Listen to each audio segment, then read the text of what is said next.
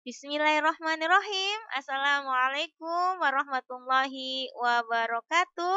Berjumpa kembali dengan saya Umi Cici Rahayu dalam pelajaran produk kreatif dan kewirausahaan PKK SMK kelas 12. Kali ini kita mau menambah wawasan kita ya dalam pengujian produk part 2. Kompetensi dasar kali ini adalah 3.15, mengevaluasi kesesuaian hasil produk dengan rancangan. 4.14, melakukan pemeriksaan pengujian produk sesuai dengan kriteria kelayakan produk atau standar operasional. Semoga kita selalu dalam keadaan yang penuh berkah, semangat, meraih cita, dan asa dengan semangat yang luar biasa. Yang belum subscribe, silakan subscribe, di like, di komen, dan di share. Semoga channel ini semakin bisa menebar manfaat dan menambah wawasan kita semua. Dan Umi doakan untuk kalian semoga menjadi orang-orang yang sukses lagi berkah. Amin, amin ya robbal alamin. Bicara tentang evaluasi. Evaluasi adalah, ya ini kita ambil dari sumber Wikipedia. Proses menentukan nilai untuk suatu hal atau objek yang berdasarkan pada acuan-acuan tertentu untuk menentukan tujuan tertentu. Dalam perusahaan ya, evaluasi itu dapat diartikan sebagai proses pengukuran akan efektivitas strategi yang digunakan dalam upaya pencapaian tujuan perusahaan.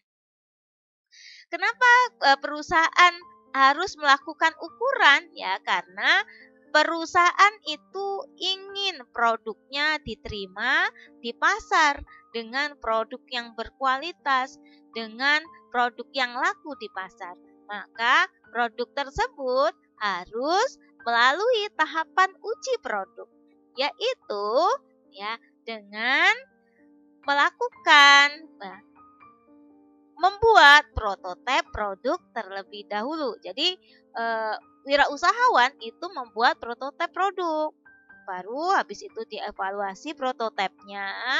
Kemudian dari prototipe tersebut akan diberikan ke pasar dengan testernya. Ya, kemudian tester tersebut itu akan dievaluasi, ya. Dan pasarnya juga akan dievaluasi. Untuk apa? Untuk panduan membuat rencana lanjutan setelah evaluasi. Ya, untuk apa? Karena kita mau melakukan produksi massal. Ketika produk itu ternyata diterima di pasar, maka kita akan dengan pede membuat produksi massal. Nah, ketika sudah melakukan produksi massal, ya produk kita akan dievaluasi kembali.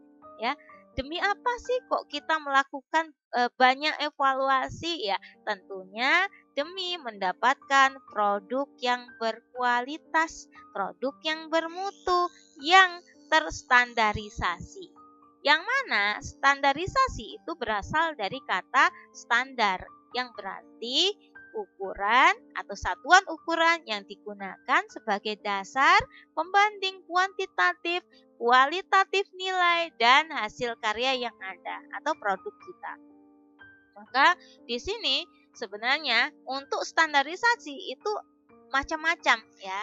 Jadi tiap negara itu cenderung untuk membuat standarisasi sendiri loh gitu ya. Jadi misalnya Jepang yaitu dengan JIS, kemudian Belanda dengan NNI, kemudian Jerman dengan DIN, Amerika dengan ANSI, kita Indonesia dengan SNI, kemudian ISO yaitu International Organization for Standardization.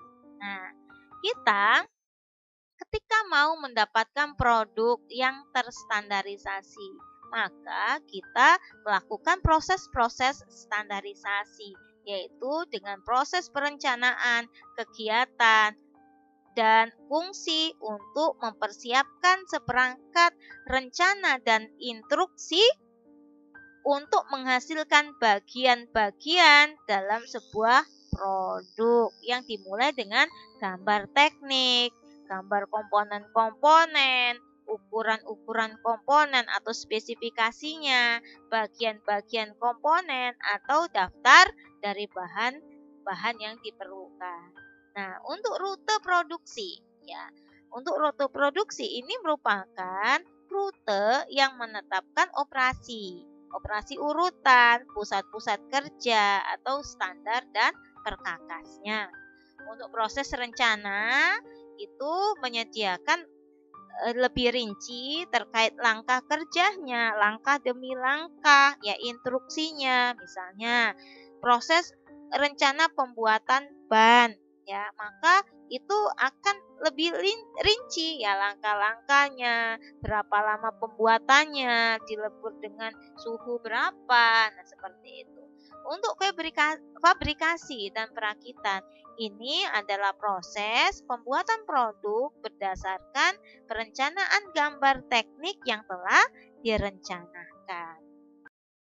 Nah, semua ini dilakukan itu demi kualitas, demi menjamin kualitas. Maka ada 8 prinsip untuk memanage kualitas ya dalam ISO 9001/2015. Ada 8 prinsip manajemen kualitas, yaitu fokus pelanggan, leadership, keterlibatan, pendekatan proses, pendekatan sistem ke manajemen, perbaikan berkelanjutan, pendekatan fakta sebagai dasar pengambilan keputusan, kerjasama yang saling menguntungkan dengan pemasok. Ini adalah prinsip manajemen kualitas yang dinilai dalam kualitas manajemen dalam ISO. Kenapa sih kita selalu pingin kualitas kita itu kita jaga, dan bagaimana kita bisa menjamin mutu dari kualitas produk kita? Maka yang harus kita lakukan itu adalah dengan quality control, yaitu proses penilaian, pengawasan kualitas atas hal-hal yang berkaitan dengan produksi atau dengan produksi kita atau produk kita. Tujuannya itu adalah untuk mendapatkan jaminan kualitas produk kita, dan tentunya untuk meningkatkan dan menstabilkan proses produksi. Karena semakin kualitas produk kita, maka semakin banyak permintaan dari konsumen, tentunya akan semakin meningkat proses produksi kita. Nah, bagaimana kita bisa mengendalikan mutu kualitas produk kita? Maka kita harus perhatikan adalah elemen-elemen produksi.